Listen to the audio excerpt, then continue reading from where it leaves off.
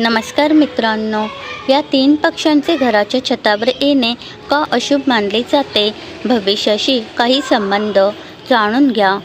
खिडकीत अंगणात खारुताई, चिमण्या, मैना, कोकिळ, भारद्वाज, साळुंकी येणे आल्हाददायक वाटते, पण काही पक्षी वास्तुशास्त्राच्या दृष्टीने वास्तुदोष निर्माण करतात.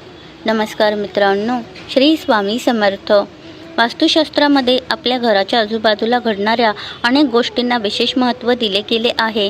निसर्गातील पक्षी हे सकारात्मक ऊर्जेचे प्रतीक मानले जातात आणि अनेक पक्ष्यांचे घरात येणे खूपच शुभ मानले जाते. परंतु वास्तुशास्त्रानुसार सर्वच पक्षी शुभ संकेत देत नाहीत. काही ठराविक पक्षी जर रोज तुमच्या घराच्या छतावर किंवा बाल्कनीत येत असतील तर ते येणाऱ्या संकटांचे किंवा अशुभ घटनांचे संकेत असू शकतात. निसर्गाच्या नियमानुसार पक्षी कुठेही बसू शकतात, परंतु वास्तुविज्ञानानुसार जर काही पक्षी वारंवार तुमच्या छतावर येत असतील तर त्याकडे दुर्लक्ष करू नका. 1 नंबर, कावळा. शास्त्रानुसार कावळ्याला यमराजाचा दूत मानले गेले आहे आणि त्याचा संबंध पितृलोकाशी जोडला जातो. अशुभ संकेत: एखाद दुसरा कावळा किंवा नेहमी येणारे कावळे सरावलेले असतात, पण जर कावळ्यांचा थवा रोज तुमच्या घराच्या छतावर येऊन बसत असेल आणि ते कर्कश आवाजात ओरडत असतील तर ते घरातील शांतता भंग होण्याचे संकेत आहेत. यामुळे कुटुंबातील सदस्यांमध्ये विनाकारण वाद वाढतात आणि घरात नकारात्मक ऊर्जा पसरते. तसेच ते विशिष्ट आवाजात सातत्याने काव काव करत असतील तर ते मोठे आजारपण येण्याचे संकेत मानले जातात.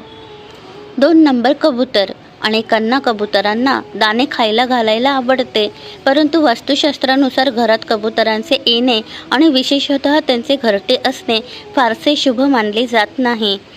जर कबुतराने तुमच्या घराच्या छतावर किंवा बाल्कनीत घरटे बनवले असेल तर ते घरात दारिद्र्य आणि आर्थिक चणचण येण्याचे संकेत मानले जाते.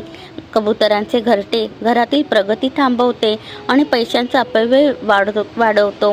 त्यामुळे घराच्या छतावर त्यांना घरटे बनवून देऊ नका, कारण तो त्यांचा मूळ अधिवास नाही आणि त्यांचे वास्तव्य तुमच्या आरोग्यासाठी योग्य नाही. घार किंवा गरुड. घार किंवा गरुड हे हिंस्र पक्षी मानले जातात आणि वास्तुशास्त्रानुसार त्यांचे घराच्या छतावर वारंवार येणे किंवा बसणे शास्त्रानुसार त्यांचे छतावर वारंवार येणे किंवा बसणे अजिबात शुभ मानले जात नाही. जर घार रोज तुमच्या घराच्या छतावर येऊन बसत असेल तर ते कुटुंबावर येणाऱ्या मोठ्या संकटांचे किंवा अपघाताचे संकेत असू शकतात. यामुळे घरातील प्रमुखाला मानसिक तणाव सहन करावा लागू शकतो आणि कोर्ट कचेरीच्या प्रकरणांमध्ये अडकण्याची शक्यता वाटते. वास्तुदोष दूर करण्यासाठी काही सोपे तोडगे: छत नेहमी स्वच्छ ठेवा. घराचे छत हा राहूचे स्थान मानले जाते. छतावर कधीही तुटलेले सामान, कचरा किंवा जुनी लाकडे साठवून ठेवू नका. छत स्वच्छ राहिल्यास पक्षी तिथे येत नाहीत, पर्यायी नकारात्मकता निर्माण होत नाही. पक्ष्यांसाठी पाण्याचे भांडे. घराच्या छतावर पक्ष्यांसाठी पिण्याच्या पाण्याचे भांडे ठेवा आणि त्यांना नियमितपणे दाणे टाका, परंतु कबुतरांना छतावर घरटे बनवण्यापासून रोखा. धन्यवाद. श्री स्वामी समर्थ. जय जय स्वामी समर्थ.